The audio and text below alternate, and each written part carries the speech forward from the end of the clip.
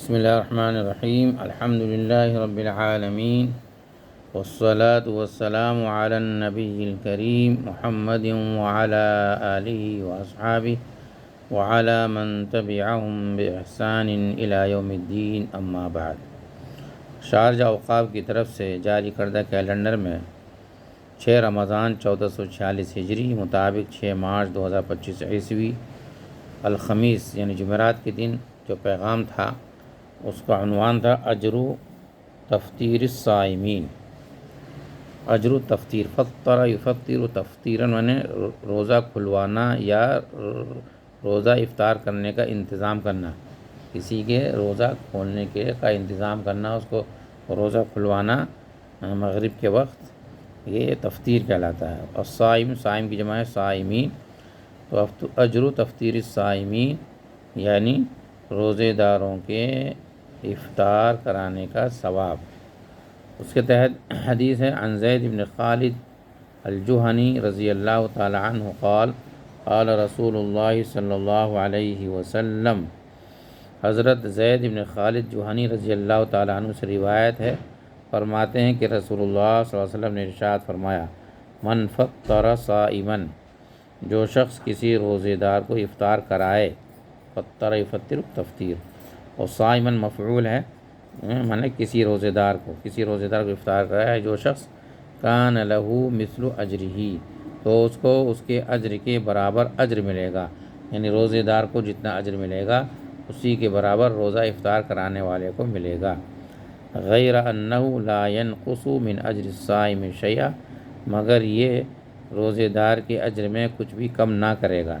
نقص ینقص تو یعنی کم ہونے کے بھی ہیں اور کم کرنے کے بھی ہیں، تو کہا کہ غیر انہ لا ینقص، لیکن یہ چیز یا یہ اجر کم نہیں کرے گا من اجر الصائم شیئا، روزے دار کے اجر میں سے کچھ بھی، یعنی روزے دار یہ نہ سوچے کہ اگر میں نے اس کے دسترخوان پہ افطار کر لیا تو میرے روزے میں کمی آ جائے گی، ایسی کوئی بات نہیں ہے۔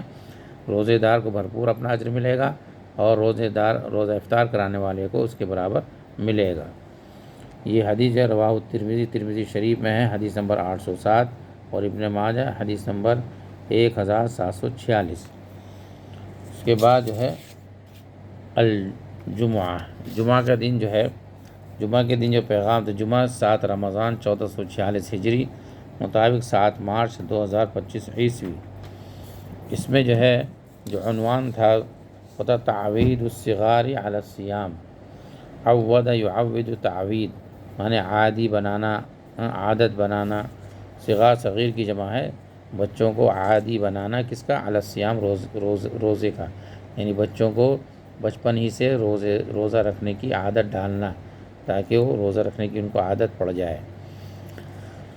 اس کے تحت امر النبی صلی اللہ علیہ وسلم بصیام یوم عاشوراء، نبی کریم صلی اللہ علیہ وسلم نے عاشورہ کے دن روزہ رکھنے کا حکم دیا۔ عاشورہ نے 10 محرم کے روزہ رکھنے کا حکم دیا۔ قالت الربیع بنت معوذ رضی اللہ عنہ، حضرت ربیع بنت معوذ رضی اللہ عنہ فرماتی ہیں، تو ربیع یہاں صحابیہ کا نام ہے ربیع، اور تو اس لیے اس کی جب یہ اسی سے بدل ہے بنتو تو پیش آنا چاہیے بنتو۔ قالت الربیع، قالت کا فاعل ہیں وہ، قالت ربیع، اور اردو میں کہیں گے بنت ربیع بنت معوذ، یہ عربی میں بولیں گے تو قالت الربیع بنت معوذ۔ حضرت ربیع بنت معوذ رضی اللہ عنہ فرماتی ہیں، فَكُنَّا نَصُومُهُ، تو ہم لوگ اس کا روزہ رکھتے تھے، یعنی عاشورہ کا روزہ رکھتے تھے، بعد اس کے بعد یعنی حضور صلی اللہ علیہ وسلم کے حکم دینے کے بعد ہم عاشورہ کا روزہ رکھتے تھے، وَنُصَوِّمُ صِبْيَانَنَا، اور اپنے بچوں کو بھی روزہ رکھاتے تھے۔ صوّمَ یصوّم تصویماً، باب تفعیل میں ہے روزہ رکھانا، اور ہم اپنے بچوں کو بھی روزہ رکھاتے تھے۔ وَنَجْعَلُ لَهُمُ اللُّعْبَةَ مِنَ الْأَحْنِ، الصُّوف، اور ہم ان کے واسطے روئی کے کھلونے بناتے تھے۔ احن کہتے ہیں دھنکی ہوئی روئی، کالعہن المنفوش، قرآن میں بھی ہے نا، وَتَكُونُ الْجِبَالُ كَالْعِهْنِ الْمَنفُوشِ، پہاڑ جو ہوں گے وہ دھنکی ہوئی روئی کی طرح ہوں گے۔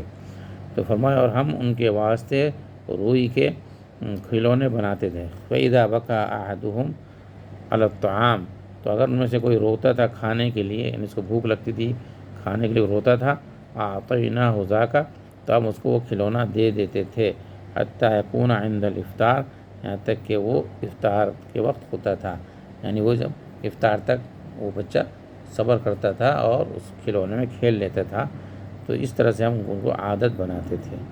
رواہ البخاری، بخاری شریف میں ہے یہ، اور حدیث نمبر 1960، اور مسلم شریف حدیث نمبر 1136 یہ تھا۔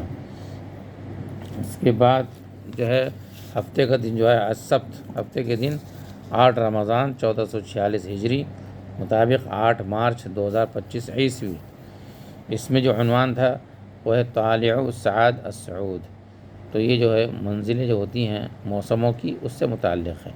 اول منازل فصل الربیع، موسم بہار کی منزلوں میں پہلی منزل ہے یعتدل فیہ الجو، اس میں موسم معتدل ہو جاتا ہے، نہ ٹھنڈا نہ گرم۔ وفیہ الایام التی یسمیها الناس برد العجائز، اور اس میں وہ دن بھی شامل ہیں جس کو لوگ برد العجائز کہتے ہیں، عجائز یا برد العجوز۔ عجوز کے معنی آتے ہیں پیچھے کی چیز کو، بوڑھے کو بھی کہتے ہیں، لیکن عجوز کا معنی پیچھا، لاسٹ، آخر۔